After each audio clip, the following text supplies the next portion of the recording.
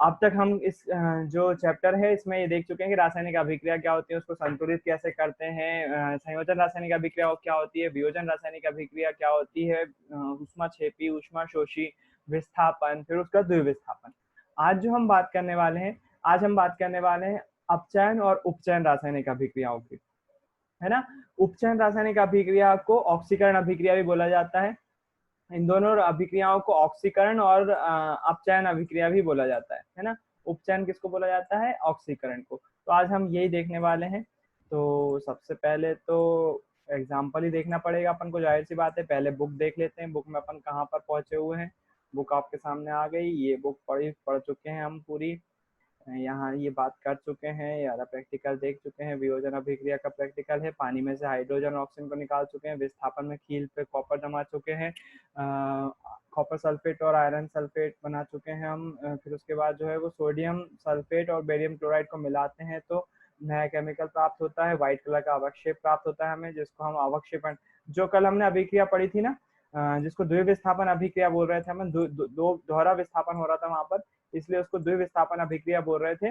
ये द्विविस्थापन अभिक्रिया को अवक्षेपण अभिक्रिया भी कहते हैं। देखो यहाँ पर लिखा हुआ है नाम, अवक्षेपण अभिक्रिया। क्यों? क्योंकि व्हाइट कलर का अवक्षेप प्राप्त हुआ था हमको लास्ट में, है ना, इसलिए सॉरी, इसलिए इसको जो है वो अवक्षेपण अभिक्रिया भी बोलते हैं। द्विविस्थापन अभिक्रिया को अवक्षेपण अभिक्रिया भी बोलते हैं। तो ये आपको मेरे ख्याल से समझ में आ गई होगी। कल आज जो हम बात करने वाले हैं वो बात करने वाले हैं उपचयन और अपचयन, है ना, उपचयन और अपचयन। तो इसमें सबसे पहला प्रैक्टिकल क्या है, बोल रहे हैं चाइना डिश में। चाइना डिश मतलब कि जो चीनी मिट्टी की डिश होती है ना, उसमें 1 ग्राम कॉपर चूर्ण लेकर उसे गर्म करो। क्या चाइना डिश में ही होगा? नहीं, ऐसा जरूरी नहीं है कि चाइना डिश में ही करना पड़े हमको। लेकिन चाइना डिश का यूज जो है वो इसलिए करते हैं क्योंकि चाइना डिश जो है वो एकदम से गर्म नहीं होती है, धीरे धीरे पूरी डिश गर्म होती है, जिसके कारण से हमको जो है वो प्रैक्टिकली फायदा हो जाते हैं। हम जब उसको सॉल्व परफॉर्म कर रहे होते हैं तो उसमें हमको थोड़ा सा प्रोसेस में फायदा मिलता है, प्रक्रिया में फायदा मिलता है, और कुछ भी इसका मतलब नहीं।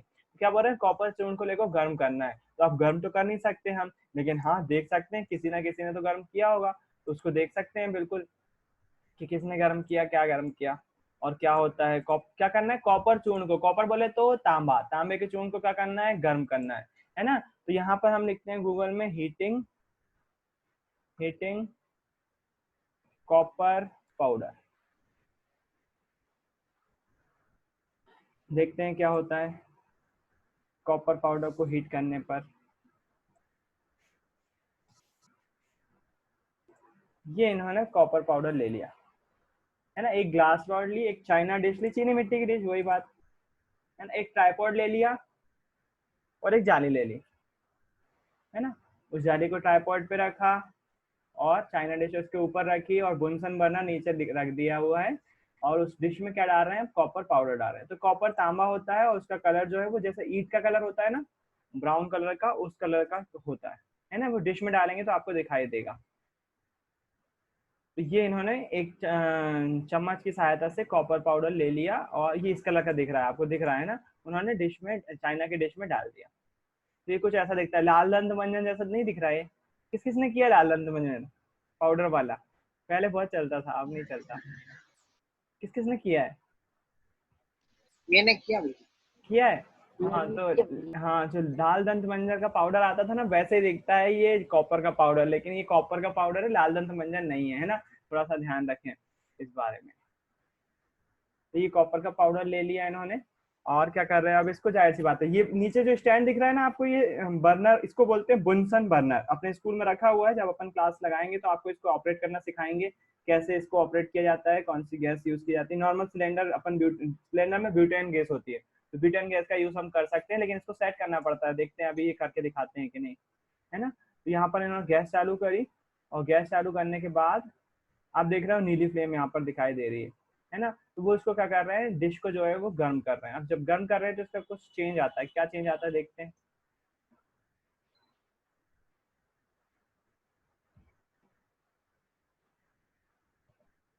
फुल स्पीड पे गर्म कर रहे हैं उसको। जाहिर सी बात है कटोरी जो है वो गर्म जो हो गई होगी। स्पैचुला की सहायता से, कांच की छड़ की सहायता से उसको चला रहे हैं, तो उसका कलर कुछ ऐसा हो गया। कैसा हो गया? काले रंग का हो गया। तो वो ब्राउन कलर जो है वो ब्लैक बन गया। अब रिएक्शन क्या हुई आप मुझे बताओ। कॉपर का फॉर्मूला क्या होता है? कॉपर का प्रतीक चिन्ह क्या है, कोई बताएगा? Cu. Cu. Cu, बिल्कुल सही। Cu, हम जला रहे हैं तो किससे क्रिया करवा रहे होंगे उसकी? जलाना मतलब किससे क्रिया? किसी चीज को जलाया जाता है तो किससे क्रिया करवाई जाती है उसकी? नहीं पता? भैया चूल्हे से। जो हम जला रहे हैं किसी चीज को तो किससे क्रिया करवाते हैं? मैंने शायद बताया होगा कभी ना कभी, चलो ठीक है, नहीं बताया तो एक बार फिर से बता रहा हूँ। किसी भी चीज को हम जला रहे हैं, यदि गर्म कर रहे हैं, तो हम ऑक्सीजन गैस के साथ क्रिया करवा रहे होंगे उसकी। याद रखिएगा एक बात, किसी भी चीज को अगर हम जला रहे हैं तो उसकी क्रिया हम किससे करवा रहे हैं? ऑक्सीजन के साथ करवा रहे हैं, है ना। तो हमने कॉपर की क्रिया किससे करवाई? ऑक्सीजन से। तो हमारे पास जो है वो कॉपर ऑक्साइड प्राप्त हो जाता है हमको, जिसका कलर जो है वो काला होता है। रिएक्शन नहीं बताई, रिएक्शन नहीं बताई। चलो ठीक है, रिएक्शन जो है वो अभी अपन देखने वाले हैं। तो मेरे ख्याल से आपको समझ में आएगा क्या करा उन्होंने। कुछ भी नहीं करा, कॉपर से उनको गर्म करा, उसका रंग काला हो गया। अब बोलोगे यार काला ही तो हुआ, उसमें इतनी बड़ी बात क्या हो गई। लेकिन काला क्यों हुआ, यही तो क्वेश्चन का आंसर ढूंढना है, और यही आंसर हमको देगा कि उसका जो है वो ऑक्सीकरण हो जाता है। ऑक्सीकरण या फिर बोलते हैं उपचयन हो जाता है, और वो बना लेता है क्यूप्रस ऑक्साइड, या फिर कॉपर का ऑक्साइड बोल सकते हो आप। अभी कॉपर ऑक्साइड बना लेता है। यहाँ पर देखो Cu plus O2, Cu plus O2 changes to, तापन मतलब कि गर्म कर रहे हैं, तो किसके साथ क्या हो रहा है? CuO हो रहा है, कॉपर का ऑक्साइड बन रहा है। यदि इस गर्म पदार्थ के ऊपर हाइड्रोजन गैस प्रवाहित की जाए तो सतह की काली परत पुनः भूरे रंग की हो जाती है। ये अपने आप में इंटरेस्टिंग नहीं होगा? अभी तक तो आधी बात हुई है ना। अब क्या करते हैं हम, hydrogen gas flowing, hydrogen gas over copper oxide.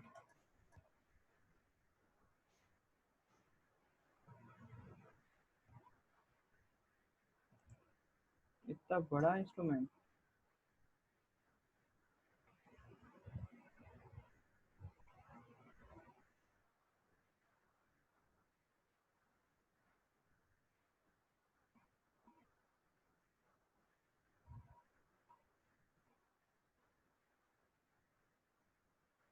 जो कॉपर ऑक्साइड मिला अपन को, अभी पिछली रिएक्शन देखी ना आपने, कॉपर को आपने जलाया तो हमको क्या मिल जाएगा?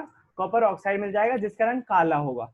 यदि उस कॉपर ऑक्साइड पर हम हाइड्रोजन गैस फ्लो करवाते हैं, हाइड्रोजन गैस प्रवाहित करवाते हैं, तो हमें पुनः कॉपर मिल जाएगा। देखते हैं कैसे, देखते हैं एक बार रिएक्शन देखते हैं, ताकि थोड़ा सा इंटरेस्ट बने। ये हाइड्रोजन गैस का सिलेंडर यहाँ पर रखा हुआ है, और ये परख नदी में आप क्या लेने वाले हैं? ये इंस्ट्रूमेंट जमा रहे हैं, और इंस्ट्रूमेंट जमाने के बाद इसको क्या कर रहे हैं, परख नली में थोड़ा सा कॉपर ऑक्साइड ले लेंगे, है ना। कॉपर ऑक्साइड, ये परख नली ले ली, परख नली का वेट कर लिया, 2893 ग्राम हो रहा है। ये बहुत बड़ी रिसर्च चल रही है, तो उनको एक एक चीज का वेट करना पड़ेगा। अपन को उसकी जरूरत नहीं है, अपन को केवल जो है वो ये मतलब है कि कॉपर ऑक्साइड पे हाइड्रोजन गैस फ्लो करवाओ तो उसका रंग कैसे चेंज होता है। ये अब ले रहे हैं कॉपर ऑक्साइड, वही चीज जो अभी काली हो गई थी ना, वही चीज ले रहे हैं। मैंने पिछली बार करवाया था, देखो इसका रंग देखो, आपको दिखाई दे रहा काला है, बिल्कुल। मैंने पिछली बार करवाया था, लेकिन हाइड्रोजन गैस नहीं बन पाई थी, इसके कारण से हाइड्रोजन गैस ज्यादा मात्रा में चाहिए पड़ती है इसके लिए, तो ये नहीं हो पाया था। ये इन्होंने क्या ले लिया, परख नदी में कॉपर ऑक्साइड, वही अभी काला बन गया था ना जो, वही लिया हुआ है इन्होंने। अब क्या कर रहे हैं, इस पर जो है वो हाइड्रोजन गैस, इसका वेट कर लिया है उन्होंने, अपने काम का नहीं है वो चीज वेट करने।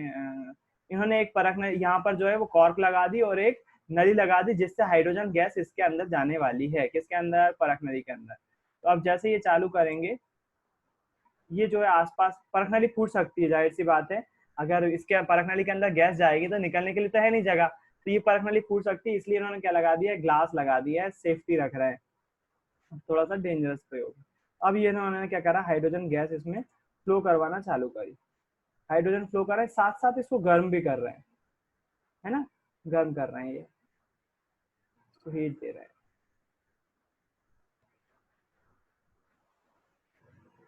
अब देखो, अब ध्यान से क्लोज करके दिखा रहे हैं, इसको जैसे गर्म कर रहे हैं ना, तो परख नली पे हल्के हल्के इसमें से वाटर, पानी कंटेंट था, पानी सोख लिया था इसमें, जो पानी दिखाई दे रहा है वही बोल रहे हैं कि लुक फॉर वाटर ड्रॉपलेट, इसलिए गर्म कर रहे हैं वो कि इसमें से पानी निकल जाए, है ना। ये पानी इसमें से निकल जाएगा। तो अब क्या होगा, हाइड्रोजन गैस जो फ्लेम हाई करने का बोल रहे हैं कि फ्लेम जो है वो बहुत ज्यादा तेज होना चाहिए। ये परखना यदि थोड़ा सा गौर करोगे आप तो यहाँ पर नीचे हल्का सा गड्ढा है, तो जो जो गर्मी बन रही होगी ना वो इस गड्ढे में से निकल जा रही है, जिसके कारण से परख नली फूट नहीं रही है। अगर ये पूरी तरह से बंद होती तो ये परख नली फूट जाती। फ्लेम कलर जो है वो ऑरेंज दिखाई दे रहा है आपको अभी। यहाँ पर देखो पाउडर में क्या हो रहा है, पाउडर ब्लैक से वापस ब्राउन बनता जा रहा है। देखो देखो इसका कलर चेंज हो रहा है, किसके कारण से हो रहा है, हाइड्रोजन गैस के कारण से। हाइड्रोजन गैस लगातार फ्लो हो रही है ना, उसको हम नीचे से गर्म भी कर रहे हैं, है ना, जिससे पानी निकलता जा रहा है और वो कॉपर ऑक्साइड काय में कन्वर्ट होते जा रहा है, वापस कॉपर में कन्वर्ट होते जा रहा है। देखो दिखाई दे रहा है ये कलर चेंज हो रहा है, ब्लैक से पूरा ब्राउन होते जा रहा है।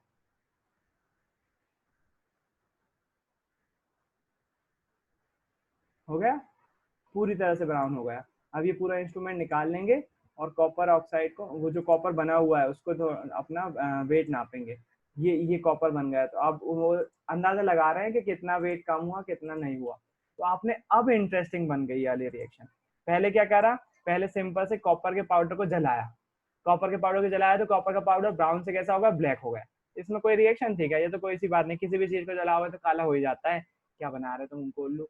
फिर उसके बाद क्या करते हैं, इंटरेस्टिंग कब हो जाती है, दूसरे पार्ट में इंटरेस्टिंग हो जाती है, जब वो कॉपर ऑक्साइड को हाइड्रोजन गैस के फ्लो करवाते हैं, उसमें हाइड्रोजन गैस का फ्लो करवाते हैं, तो वो वापस बाकी की चीजें भूल जाओ, आपके पानी निकलता है उसमें से परख नली में गड्ढा रहता है, वो सब चीजें भूल जाओ। आप केवल इतना याद रखो कि कॉपर ऑक्साइड का जो काला चूर्ण था उसमें हाइड्रोजन गैस फिर से प्रोवाइड करते तो हमको फिर से कॉपर मिल जाता है, फिर से क्या मिल जाता है, कॉपर मिल जाता है। वही रिएक्शन उन्होंने स्टार्टिंग में लिख के भी दी थी, copper oxide plus hydrogen changes to copper plus water, water भी बनाता है। अब हमने जो जो चीजें देखी उसको एक बार लिख के देखना तो बनता है कि अभी हमने जो रिएक्शन देखी उसको कैसी कैसी रिएक्शन हो रही थी। सबसे पहले हमने क्या करा, सबसे पहले जो है वो हमने कॉपर लिया, कॉपर का पाउडर लिया था, मतलब ये चूर्ण के रूप में था, इसलिए सॉलिड ही लिखेंगे इसके आजू बाजू, ये लिखना अभी बनता नहीं है, मैं अभी इसको छोड़ रहा हूँ, आप समझ जाओगे थोड़ी सी देर बाद। कॉपर को आपने गर्म किया, गर्म किया तो मतलब हमने कैसे क्रिया करवाई, उसकी ऑक्सीजन गैस से क्रिया करवाई, O2 से क्रिया करवाई, तो बना क्या, बना CuO, CuO बना। अब रिएक्शन बैलेंस नहीं है, यहाँ पर ऑक्सीजन 2 था, यहाँ पर हमको ऑक्सीजन 2 करना पड़ेगा तो आगे 2 लगाना पड़ेगा। अब यहाँ ऑक्सीजन के आगे 2 लगाया तो कॉपर के आगे भी 2 लग गया, है ना, तो कॉपर के आगे भी 2 लगाना पड़ेगा तो इसको आगे 2 लगाना पड़ेगा। अब हमारी रिएक्शन जो है वो बैलेंस हो जाएगी। तो कॉपर और ऑक्सीजन ने आपस में क्रिया करके क्या बनाया, कॉपर ऑक्साइड बनाया, कॉपर का कोई ऑक्साइड बनाया। अब क्या हो रहा है, यहाँ पर कॉपर ऑक्साइड का रंग कैसा था, काला था, इसका रंग कैसा था, काला रंग का था। अब हमने क्या करा, हमने रिएक्शन को और आगे बढ़ाया और एक परख नली में कॉपर ऑक्साइड लिया, CuO लिया, और इसमें कौन सी गैस प्रोवाइड करवाई, हाइड्रोजन गैस प्रोवाइड करवाई, हाइड्रोजन गैस प्रोवाइड करवाई। हाइड्रोजन गैस प्रोवाइड करवाएंगे तो हमें मिलेगा कॉपर, जिसका फॉर्मूला होता है Cu, और साथ में बनेगा पानी, H2O, H2O। रिएक्शन बैलेंस है कि नहीं देख लेते हैं। तो यहाँ पर आप देखोगे कॉपर 1 है, बताओ मुझे रिएक्शन बैलेंस है कि नहीं, आप खुद ही बताओ। कॉपर 1 है, 1 है, ऑक्सीजन कितने चाहिए, 1 है, ऑक्सीजन 1 है, हाइड्रोजन कितने चाहिए, 2 है, हाइड्रोजन कितने हैं, 2 है, क्या रिएक्शन बैलेंस ये है, बैलेंस है।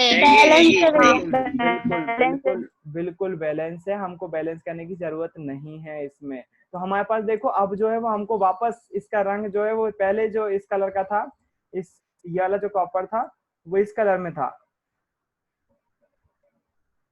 किस कलर में, ब्राउन कलर में, किस कलर में था, ब्राउन कलर में था। तो वो इस कलर का था कॉपर पहले, है ना, ऑक्सीजन के साथ क्रिया करवाई तो कॉपर ऑक्साइड मिल गया, वो किस कलर का था, काले रंग का था, वो बिल्कुल काले रंग का था। फिर उसके बाद हमने क्या लिया, कॉपर ऑक्साइड लिया, काला रंग अब मैं दिखा, जाहिर सी बात है इसको काला कर दूंगा तो दिखेगा ही नहीं, काले रंग का कॉपर ऑक्साइड लिया तो हमें वापस क्या मिल गया, उसको हाइड्रोजन गैस से क्रिया करवाई तो हमको वापस से क्या मिल गया, कॉपर मिल गया, और साथ में क्या बना, पानी बना, और साथ में क्या बना, पानी बना। सही है रिएक्शन, बिल्कुल उसमें कोई डाउट है, डाउट वाली बात ही नहीं है, कुछ भी उसमें परेशान वाली बात है ही नहीं। तो हमने ये 2 रिएक्शन देखे। अब देखो इसको हम कैसे उपचयन और आसान और उपचयन और अपचयन की परिभाषा इन 2 रिएक्शन से कैसे बनाते हैं, याद रखो। उदाहरण से आप जितने भी मैंने प्रैक्टिकल बताया ना, उदाहरण से याद रखोगे ना, इनकी डेफिनेशन कभी नहीं भूलोगे आप, नहीं तो आप भूल जाओगे, है ना।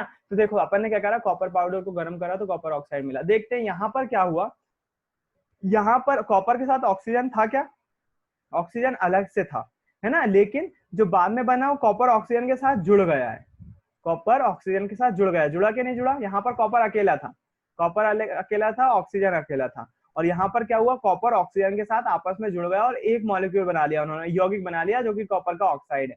बना लिया कि नहीं? मतलब हम ये बोल सकते हैं कि कॉपर में ऑक्सीजन था नहीं पहले, अब जो है वो हो गया है।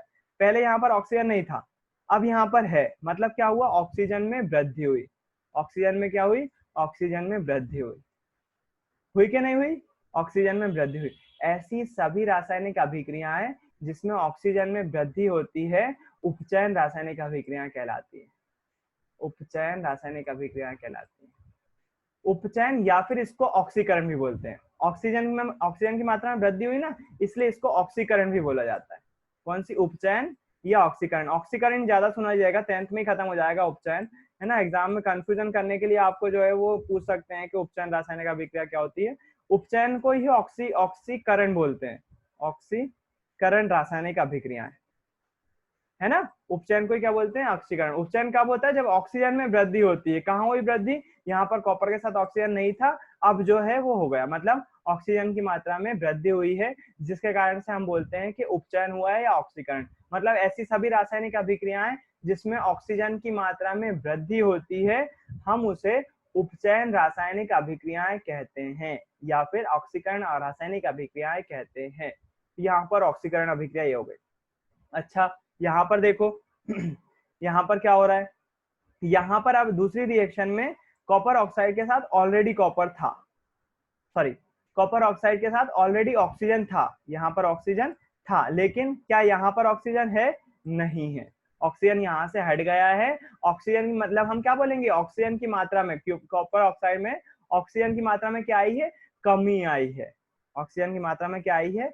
कमी आई है, ऑक्सीजन कम हुई है। और ऐसी सभी रासायनिक अभिक्रियाएं जिसमें ऑक्सीजन की मात्रा में कमी आती है, ऐसी सभी रासायनिक अभिक्रियाएं जिसमें ऑक्सीजन की मात्रा में कमी आती है, अपचयन रासायनिक अभिक्रियाएं कहलाती हैं। अपचयन रासायनिक अभिक्रियाएं कहलाती हैं। सिंपल है, कोई परेशानी वाली बात नहीं है। ऐसी सभी रासायनिक अभिक्रियाएं जिसमें ऑक्सीजन में वृद्धि होती है वो उपचयन रासायनिक अभिक्रियाएं कहलाती हैं, और ऐसी सभी अभिक्रियाएं जिसमें ऑक्सीजन में कमी आती है उसको अपचयन की रासायनिक अभिक्रियाएं बोलते हैं। अब यहाँ पर आपका क्वेश्चन ये हो सकता है, भैया आप बोल रहे हो कि कॉपर में जो है वो ऑक्सीजन में वृद्धि, ऑक्सीजन में जो है वो कमी आई, यहाँ पर से ऑक्सीजन हट गया, लेकिन यहाँ पर दूसरी चीज भी तो देखो, ये जैसे कॉपर ऑक्साइड अभिकारक है वैसे हाइड्रोजन भी अभिकारक है, लेकिन यहाँ पर हाइड्रोजन के साथ क्या हो रहा है, हाइड्रोजन में पहले ऑक्सीजन नहीं था, यहाँ पर ऑक्सीजन नहीं था, लेकिन यहाँ पर ऑक्सीजन आ गया है। तो अब आप यहाँ पर कैसे बोल सकते हो कि ये अभिक्रिया जो है वो अपचयन अभिक्रिया है, जबकि यहाँ पर हाइड्रोजन में तो ऑक्सीजन की वृद्धि हो रही है। यहाँ पर जब वृद्धि हो रही है तो इसमें तो उपचयन होना चाहिए। बिल्कुल ऐसा हो सकता है, कई रासायनिक अभिक्रियाओं में ऑक्सीकरण और उपचयन साथ साथ चलता है। इन दोनों के बीच क्या हो रहा है? इन दोनों के बीच हो रहा है अपचयन। इन दोनों के बीच क्या हो रहा है? अपचयन हो रहा है। जबकि हाइड्रोजन और पानी के बीच, मतलब इसके और इसके बीच, अगर मैं बात करूं इसके और इसके बीच जो हो रहा है वो हो रहा है उपचयन, यानी कि ऑक्सीकरण भी बोल सकते हो आप, उपचयन। तो ऐसी सभी रासायनिक अभिक्रियाएं जिनमें ऑक्सीकरण यानी कि उपचयन, ऑक्सीकरण और अपचयन, या फिर आप बोल सकते हैं उपचयन और अपचयन दोनों ही साथ साथ चलती रहती हैं, ये रासायनिक अभिक्रियाएं रेडॉक्स अभिक्रियाएं कहलाती हैं। कौन सी अभिक्रिया? रेडॉक्स अभिक्रियाएं कहलाती हैं। ऐसी सभी रासायनिक अभिक्रियाएं जिसमें ऑक्सीकरण और अपचयन दोनों ही साथ साथ होता रहता है, रेडॉक्स अभिक्रिया कहलाती है। तो आई होप आपको समझ में आया होगा। ऑक्सीकरण अभिक्रिया किसको बोलते हैं? ऐसी सभी रासायनिक अभिक्रियाएं जिसमें ऑक्सीजन की मात्रा में वृद्धि होती है। यहाँ पर ऑक्सीजन नहीं था, यहाँ पर ऑक्सीजन आ गया, ऑक्सीजन की मात्रा में वृद्धि हुई, तो ऐसी सभी रासायनिक अभिक्रियाएं क्या कहलाती हैं? ऑक्सीकरण या उपचयन रासायनिक अभिक्रियाएं कहलाती हैं। और ऐसी रासायनिक अभिक्रियाएं जिसमें ऑक्सीजन में कमी आती है, ऑक्सीजन की मात्रा में कमी हो जाती है, तो ऐसी सभी रासायनिक अभिक्रियाओं को हम बोलते हैं अपचयन रासायनिक अभिक्रियाएं। तो कंफ्यूज नहीं होना, उपचयन और ऑक्सीकरण एक ही अभिक्रिया है और अपचयन अलग अभिक्रिया, अपचयन के लिए दूसरा नाम नहीं है। तो आपको मेरे ख्याल से समझ में आ गया। अच्छा, ऐसी रासायनिक अभिक्रिया जिसमें ये दोनों होती हैं, ऑक्सीकरण भी अपचयन भी, या फिर बोले तो उपचयन भी और अपचयन भी, ये दोनों रासायनिक अभिक्रियाएं होती हैं, वो कौन सी अभिक्रियाएं कहलाती हैं? वो रेडॉक्स अभिक्रियाएं कहलाती हैं। तो ये थी आपकी आखिरी अभिक्रिया का प्रकार। इसी के साथ आपकी अभिक्रियाओं के प्रकार जो है वो खत्म होते हैं। इसका उदाहरण कॉपर ऑक्साइड का दिया हुआ है बुक में, देख लेते हैं एक बार।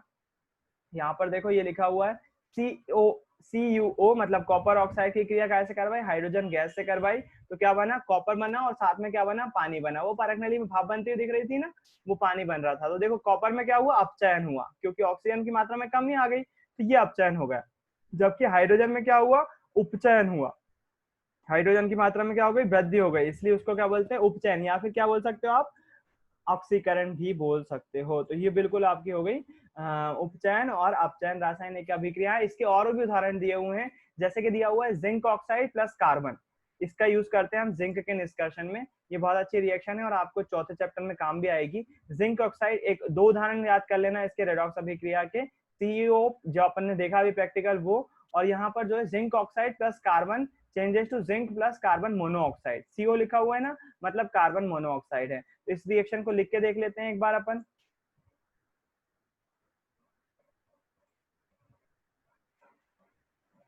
जिंक जो है वो, जिंक अपनी जो प्रकृति का अवस्था है उसमें जिंक ऑक्साइड के रूप में पाया जाता है। तो हम लिखते हैं ZnO, जिंक ऑक्साइड।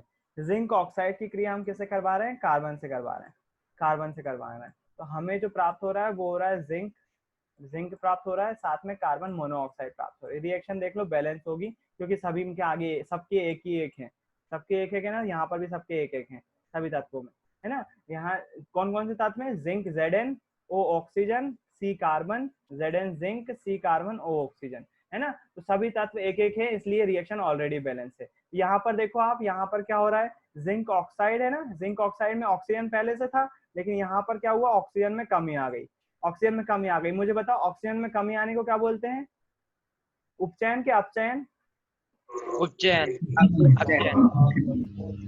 ऑक्सीजन में कमी आने को क्या बोलते हैं, उपचयन के अपचयन, अपचयन। अपचयन।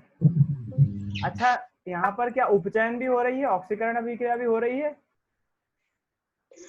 हाँ भैया यहाँ पर बिल्कुल, कार्बन में ऑक्सीजन की मात्रा में वृद्धि हो रही है, इसलिए हम इसको बोलेंगे उपचयन रासायनिक अभिक्रिया, या फिर उपचयन को और क्या बोल सकते हैं, ऑक्सीकरण।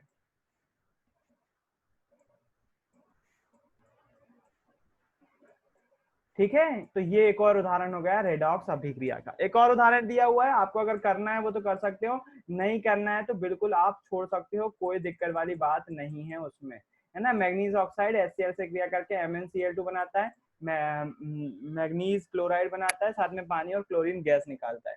बिल्कुल आप लिख सकते हो अगर लिखना चाहो तो, लेकिन दो उदाहरण काफी हैं, प्रैक्टिस के लिए आप लिख सकते हो। ऐसे जो मैं छुड़वाता हूँ वो चीज जो है वो एग्जाम में जरूर देता हूँ, तिमाही या 6 माही वाले एग्जाम में, हालांकि तिमाही तो होना नहीं।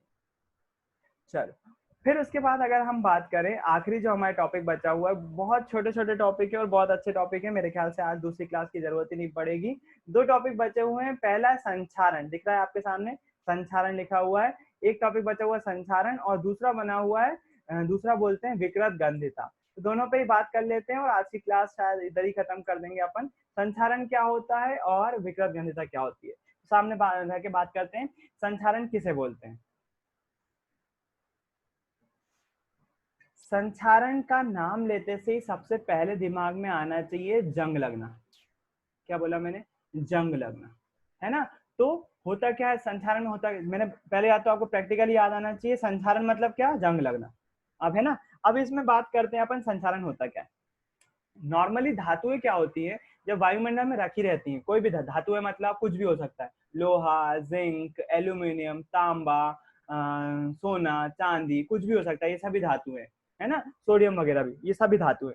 जब ये धातु है, मैग्नीशियम हो गया, मैग्नीशियम भी धातु है, ये अगर वातावरण में रखी रहती है, खुले रखी रहती है, तो क्या हो जाता है, वायुमंडल में उपस्थित गैसेस के साथ क्रिया करती है, कुछ ना कुछ क्रिया करती हैं, और क्या बना लेते हैं, इनके ऑक्साइड बना लेती हैं, या फिर जिस गैस के साथ क्रिया करती है, ऑक्साइड, सल्फाइड, कुछ भी बना सकती हैं। उस वायुमंडल की कोई सी भी गैस से क्रिया करके, वो सल्फर के साथ क्रिया कर सकती है, ऑक्सीजन के साथ क्रिया कर सकती है, कार्बन डाइऑक्साइड के साथ क्रिया कर सकती है, किसी के साथ भी क्रिया कर सकती है, और कुछ ना कुछ यौगिक बना लेती है ना। उस यौगिक के कारण से क्या हो जाता है, धातु की चमक कम हो जाती है।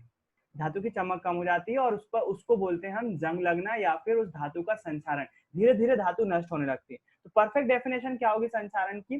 धातुओं का वायुमंडल में उपस्थित गैसों के साथ क्रिया करना, धातुओं का वायुमंडल की गैसेस के साथ क्रिया करना और धीरे धीरे नष्ट होना, धीरे धीरे नष्ट होना संचारण कहलाता है।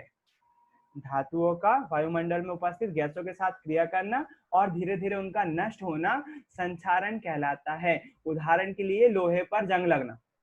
लोहे पर जंग लगना कैसे? लोहा नॉर्मली अपन ने खुले में रख दिया तो क्या होगा, वो नमी के साथ क्रिया करेगा। जो आसपास हमारे वायु में नमी है ना, पानी है, उसके साथ और साथ साथ ऑक्सीजन गैस के साथ वो क्रिया करेगा और जंग का निर्माण करेगा। काय का निर्माण करेगा? जंग का। आप देखोगे किवाड़ों में अगर जंग लग जाती है तो धीरे धीरे वो जंग जो है वो किवाड़ को खाती आती है और एक टाइम ऐसा आता है कि एक पूरी की पूरी पपड़ी निकल जाती है, पपड़ी बनकर जो है वो धातु की परत एक निकल जाती है और धातु जो है वो धीरे धीरे नष्ट होने लगती है। देखा होगा आपने, ये नॉर्मल चीज है, होता है। आपके आसपास भी कोई ना कोई ऐसी जंग लगी चीज जरूर होती है। क्या केवल लोहे पर जंग लगती है या लोहे का ही संचारण होता है? नहीं, और भी धातुओं का होता है। उदाहरण के लिए कॉपर की आपके यहाँ गुंड होगी, घर में जो है वो बर्तन होगा कॉपर का, तांबे का। भगवान के लोटे भी होते हैं जिससे हम जल चढ़ाते हैं, वो तांबे के लोटे होते हैं, है ना। क्या आपने तांबे पर हरी परत देखी है कभी जमी हुई? तांबे के बर्तनों पर कुछ दिन रखे रहने तो हरा हरा जम जाता है, कुछ देखा है कि नहीं? हाँ भैया देखा है। हाँ भैया। तो तांबा भी जंग का निर्माण करता है, वो भी वायुमंडल में उपस्थित गैसों का इस्तेमाल करता है और उसकी जंग का रंग बस ये है कि हरे रंग का होता है। क्यों? क्योंकि तांबा जो है वो सल्फर डाइऑक्साइड से क्रिया कर रहा होता है। कॉपर जो है वो सल्फर डाइऑक्साइड के साथ क्रिया कर रहा होता है, जिसके कारण से जंग का निर्माण होता है और वो कलर, उसका जो कलर होता है वो हरे कलर का होता है ना। कॉपर सल्फर के साथ क्रिया, सल्फर डाइऑक्साइड के साथ क्रिया करके जंग का निर्माण करता है, जिसका रंग क्या हो जाता है? हरा हो जाता है। केवल तांबे पे ही होता है क्या? नहीं। चांदी देखा है? चांदी आपने देखा होगा, जो मम्मी के पुराने चांदी के आभूषण होंगे जो आज से बहुत साल पुराने हो गए, 10-20 साल पुराने हो गए, तो आप देखोगे उस चांदी पर काली परत जम जाती है। देखा है कि नहीं? आपने देखा होगा मम्मी के जो पुराने हाँ। चांदी के जो रहते हैं वो काली परत जमा लेते हैं। वो काली परत कैसे जम जाती है? चांदी वायु में उपस्थित कार्बन डाइऑक्साइड गैस के साथ क्रिया करके काली परत बना देता है और वो काली परत धीरे धीरे जो है वो चांदी को नष्ट करती जाएगी, खत्म करती जाएगी, है ना। तो ये सभी धातु हैं। ऐसे अपन ने, याद है मैग्नीशियम रिबन को साफ किया था, मैग्नीशियम रिबन को घिसा था रेगमाल से। क्यों घिसा था? क्योंकि मैग्नीशियम रिबन ने वायुमंडल में उपस्थित ऑक्सीजन गैस के साथ क्रिया करके मैग्नीशियम ऑक्साइड की परत बना ली थी, MgO बोल रहे थे जिसको हम, मैग्नीशियम ऑक्साइड की परत बना ली थी, जिससे वो मैग्नीशियम का रिबन जो है वो जलेगा नहीं। उसको जलाने के लिए हम क्या करेंगे, उसको पहले तो घिसेंगे, साफ करेंगे, जिसके बाद वो ऑक्सीजन की परत हट जाएगी और मैग्नीशियम धातु का तार जो है वो आसानी से जल पाएगा। सभी धातुएं वायुमंडल में उपस्थित गैसों के साथ क्रिया करके धीरे धीरे नष्ट होने लगती हैं, उसी नष्ट होने को बोलते हैं हम संचारण। तो ये सीधा सा कॉन्सेप्ट था संचारण का। दूसरा कॉन्सेप्ट समझ लेते हैं विकृत गंधिता का। ये विकृत गंधिता क्या होती है? आपने नॉर्मली देखा होगा खाद्य पदार्थ जब नॉर्मली रखे रहते हैं तो धीरे धीरे सड़ने, थोड़े थोड़े उनमें गंध आने लगती है। कई बार आपने देखा होगा, जैसे चिप्स अगर खुले में रख दें हम, चिप्स अगर, जैसे कोई तेल का पदार्थ, जैसे चिप्स तली हुई हमने ज्यादा देर तक रखे रहने देंगे उसमें, तो मम्मी बोलती है उसमें तेल छोड़ दिया होगा, उसको मत खाओ। बोलती है कि नहीं? आपके घरों में ऐसा होता है कि नहीं? कुछ जैसे दाल चूड़ा रख दिया, दाल चूड़ा लाया अपन, उसको जो है वो कागज की पैक में रख दिया, तो वो हमने रखे रहने देते हैं। कुछ देर बाद जो है वो कागज जो है उसका तेल सोख लेता है, उसमें हल्की सी गंध भी आने लगती है। कुछ समय बाद, मतलब एक दिन में तो नहीं आती, लेकिन 2-3 दिन में अगर रखा रहेगा वो, तो उसमें हल्की सी स्मेल आने लगती है। तो ऐसे सभी खाद्य पदार्थ जो होते हैं, वो सभी खाद्य पदार्थ जो है वायुमंडल में उपस्थित गैसों से क्रिया करते हैं। नॉर्मली ऑक्सीजन से क्रिया करते हैं, ऑक्सीजन से क्रिया करते हैं और उनमें उपचयन होती है। उपचयन मतलब ऑक्सीकरण की अभिक्रिया हो जाती है और वो खाद्य पदार्थ जो है वो विकृत गंधी हो जाते हैं, उसमें अजीब प्रकार की गंध आने लगती है, या फिर आप बोल सकते हो खाना सड़ जाता है ना। तो खाना सड़ता कब है? खाना जो है, खाने की जो खाद्य पदार्थ की चीजें हैं वो क्या करती हैं? वायुमंडल में उपस्थित ऑक्सीजन गैस के साथ क्रिया करती हैं और एक गंध उत्पन्न करती हैं या फिर बदबू उत्पन्न करती हैं, जिसको हम बोलते हैं विकृत गंधिता। खाद्य पदार्थों को विकृत गंधिता से बचाने के लिए क्या किया जाता है? उनको जो है वो अक्रिय गैसों के साथ रख दिया जाता है। उदाहरण के लिए जो आप लेस की चिप्स वगैरह खाते हो ना, उसमें कुछ एयर भरी रहती है, भरी रहती है कि नहीं? आप उसको अगर पैकेट लाओगे तो आप देखोगे उसमें एयर भरी रहती है। वो एयर होती है, उसमें भरी रहती है नाइट्रोजन गैस। कौन सी gas? Nitrogen gas. Nitrogen gas क्या करती है, जब उस बॉक्स में भरी हुई है तो उसका संपर्क, जो खाने की चीज का संपर्क किससे, ऑक्सीजन गैस से नहीं होने देती। ऑक्सीजन गैस से जब होने नहीं देगी तो वो खाद्य पदार्थ क्या हो जाएगा, खराब नहीं होगा। इसी कारण से वो जो चिप्स वगैरह के जो पैकेट होते हैं वो लंबे समय तक चल पाते हैं, उसको हम लंबे समय तक खा पाते हैं। वो नाइट्रोजन गैस होने के कारण से ऑक्सीजन से क्रिया नहीं कर पाती है, वो बाहर वाली ऑक्सीजन से क्रिया नहीं कर पाती है, और वो चीज जो है वो सड़ती नहीं है। तो आप बोलोगे भैया नाइट्रोजन गैस भरी रहती है उस डब्बे में, उस पैकेट में? जी हाँ, बिल्कुल नाइट्रोजन गैस रहती है ना। और वो क्यों भरी जाती है? वो चिप्स सड़े ना, इसके कारण से, और वो लंबे समय तक चल पाए और आप उसका मजा ले पाओ, कुरकुरेपन का, उसके क्रिस्पीनेस का मजा ले पाओ, और वो खराब ना हो, उसमें से बदबू ना आए, इसलिए उसमें अक्रिय गैस जैसे नाइट्रोजन भरी जाती है। वो आप बोलोगे भैया अक्रिय गैस क्या होती है? जो टेबल होती है, अपनी सारणी होती है, आवर्त सारणी, उसमें अंतिम जो कॉलम होता है, अंतिम जो कॉलम होता है उसमें जो जितनी भी गैस आती हैं उनको हम अक्रिय गैसेस बोलते हैं, है ना। जिसमें से हीलियम, नियॉन वगैरह जो है वो गैसेस अक्रिय गैसेस कहलाती है। नाइट्रोजन भी एक अक्रिय गैसेस ही है। ठीक है, तो आपको आई होप समझ में आया होगा ये चैप्टर। इसी के साथ जो है वो खत्म होता है। कल से इसके क्वेश्चन आंसर देखेंगे हम। और आज के लिए इतने ही रखते हैं। किसी को कुछ पूछना है तो पूछ सकता है।